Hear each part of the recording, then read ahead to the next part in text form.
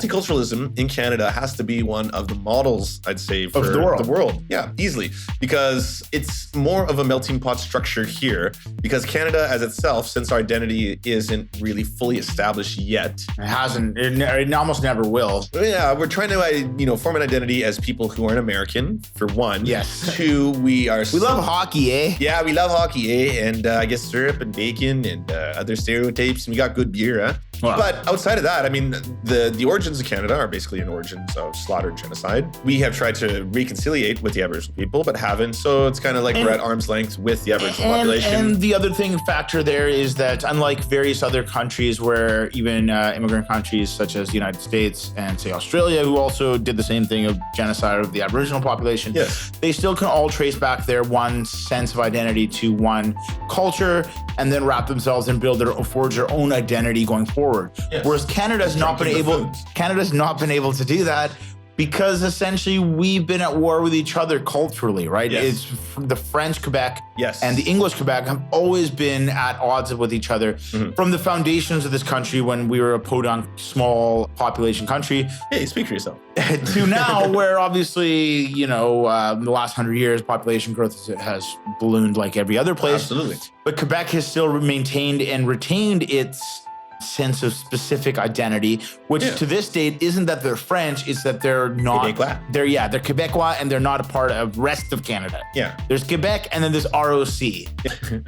Okay, well, let's get down to the science. Let's start there. We'll start on easy stuff for everyone to understand. Race is a social construct. There is no such thing as race, according to science. Now, I know everyone is suddenly gasping and being like, oh, what is this PC warrior circle jerk going on? This isn't social justice warrior stuff. The Human Genome Project, for example, has stated that there is no signifying part of DNA that denotes a difference in race amongst humans, and that makes perfect sense. The differences in humans that we classify our races by have a lot more to do with geography and actually almost everything to do with environmentalism. Yes. The idea of culture, when we talk about how, say, certain races have cultural identities as well, that's called ethnicity. That's called, something associated with a group of people. But let's backtrack again. Race is completely fabricated by humans. We are all the same animal. The same animal is populated around the world. And based on our environments, we have adapted to different environments, and that's what gives us changes. Yeah. Color in your skin comes from a chemical called melanin, right? For example, and it behooves you, if you were evolving in an area of the world that, say, had more sunlight, to develop more resistance against it. Yes. Whereas if you are in somewhere that doesn't get a lot of sunlight, you turn into a freakish ginger. Ireland. Yeah. Oh, there's a curse of the scene here. Yeah, I don't know what that was.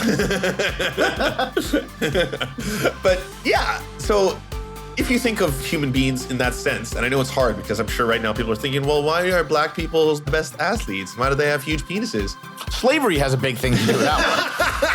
Especially the penises. Well, I don't know about that one. But athletically and stuff, I mean... Yeah, again, human beings are animals. And if you think of a single type of animal, and we're going to be talking about Dr. Peterson very quickly here, so he's going to love this part. If you think of animals, and we think of lobsters, for example, there are different lobsters around the world. They are different sizes, shapes, and colors. And you don't think of one lobster race as those are the yellow lobsters and they're Chinese, and those are the red lobsters and they're Indians and stuff like that. You think of them all as lobsters. That'd be weird if we just all of a sudden started classifying racialized animals. Animals, yeah. It would be, but it would be absurd. You would be like, well, what the fuck are you doing? You're so stupid, right? And that's what everyone is doing when you call people, Well, we do sort of do that dogs, right? Like we like... Those are breeds. Yeah, but we're like, I guess so. But they're all canines. They're all the same. They are all the same animal.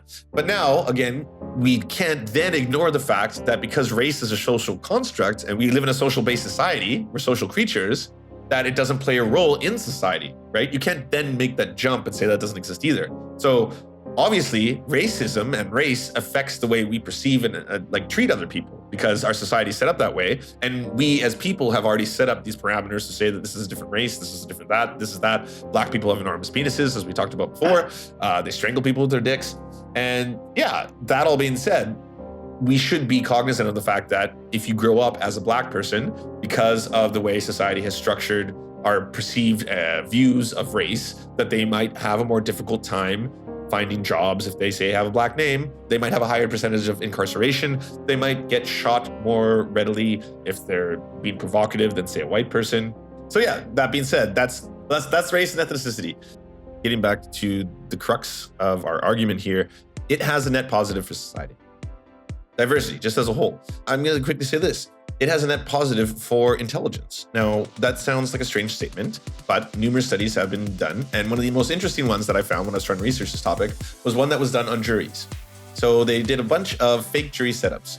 The juries that were all of the same race or ethnicity, right? So they had all white juries, all black juries, all, Chinese juries, all had lower points in scoring when it came to the results of their ability to do critical thinking, to judge correctly, to answer statements correctly, and to rule correctly in whether or not the person they were judging was guilty or innocent. Okay. The reason being was that there was groupthink immediately. As soon as you sat into an all-white jury, you're sitting around your peers. Everyone is kind of like, I think this, you think this. I think this. There's not a lot of critical debate. Yeah, of course. Because of the social construct of race, right? And there's no differing point of view from experience. Exactly. Yes, or different cultures or races.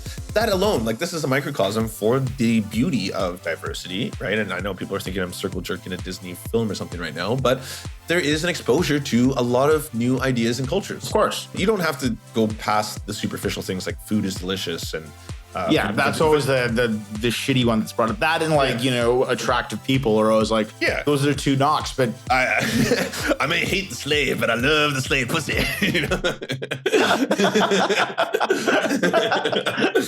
Shakespeare. Well, I was gonna say Thomas Jefferson. Apropos. Fundamentally, that is the crux of humanity and where we've gotten from tribalistic little warlord people living in caves to where we are now. It was intermingling with different cultures. It was, the Egyptians conquering this. Obviously, when I'm talking about back in the day, thousands of civilizations that preceded us did it horrifically, often conquering and people putting into slavery. But you often had, Rome seizing power in Gaul or seizing power in, modern day Germany and North Africa. And when they would eventually settle there, eventually you would have people from those areas come and move into Rome. And you just have this mix of people. That is the crux of where we are as civilization. Cultures constantly intermingling, right? Trade between cultures. That is diversity. People don't care so much when, right now, because the idea of diversity is these brown people or black people coming to take, your culture over. But you don't have to go that far back in, say, in American history or even Canadian history, when it was the dirty Gippos or the Italians, those wops coming over to take our good jobs, or those fucking the inverse Negroes, as they call the Irish, or the Irish, right? Those guys were just like black. They weren't blacks, but they were they were treated as black. They were just above the blacks, right? Whereas now they're just white, and those same people will be like, "Oh, can't have any of those beaner Mexicans take our jobs." Where it's like, what the fuck, Well, actually, Mexicans used to be statistically classified as white by the census up until a certain point in the United States, and then that changed. And then after, once World War II happened, it changed back because they wanted to, make them feel like part of the culture again in order to help with the war effort. There you go. And then again, it switched back again. Yeah. So I mean, it's just this push for diversity. I understand it from a basic level, this tribalism and the fear of the other, right? It's an easy boogeyman, right? It's always the immigrants. You always want to send Moses packing, get him fucking off this boat. Of course. But here's the problem with doing that. It has a net gain to society. Of course. Not just diversity. I'm talking about immigration, and I'm also talking about asylum seekers. So first off, I'm just going to say asylum seekers reaching Canada because Canada's asylum problem, I'm put problem in quotation marks here, but the asylum and the refugee crisis in Canada, as they're calling it, according to science and statistics, will eventually have a net gain to society.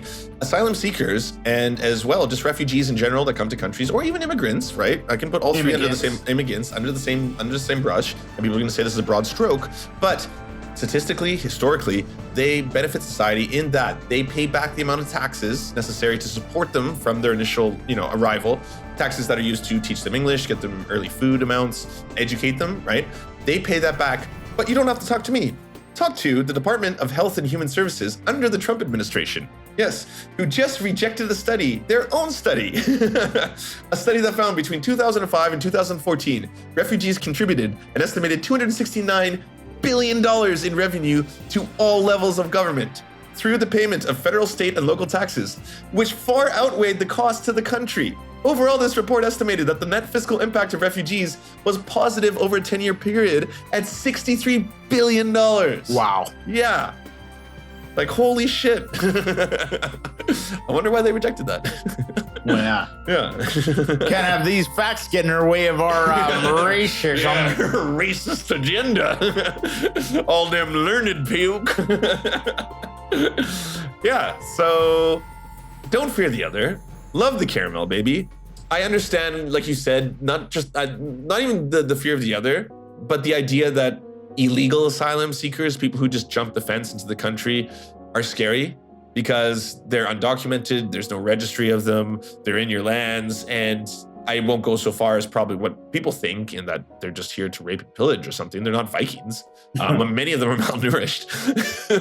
But I understand the fear of that. And I understand the idea that, you know, we want some system in place to be able to help them. Of course. The problem being is that when people try to seek asylum in Canada, under the UN Convention and under the definitions of asylum, right, which is quite a broad definition, there's a lot of room for people to poke holes in that. There's a lot of room for, you know, bureaucracy and you know, I don't want to say racist, but we'll just say xenophobic. Maybe that's a nicer word for you guys. You know, lawyers, judges, what have you, or organizations or political parties to try and stop that and say that, well, yeah, they're fleeing this, but that's not necessarily life endangering. That's not necessarily, you know, there's a lot of reasons why we should reject them. Yeah. So at the end of the day, someone who's trying to get here for a better life, who's willing to put themselves in a cage or a box, or in the case of the United States, have their children get locked up forever, they're probably doing it because there's no other choice. Yeah. Nobody travels to and experiences that much hardship to start at the bottom in another country. Exactly. And to arrive here for the sweet ability to rape white women. Or like to get welfare. Yeah, exactly. Yeah. I endured hardship that most people, like, you know, Can't fathom.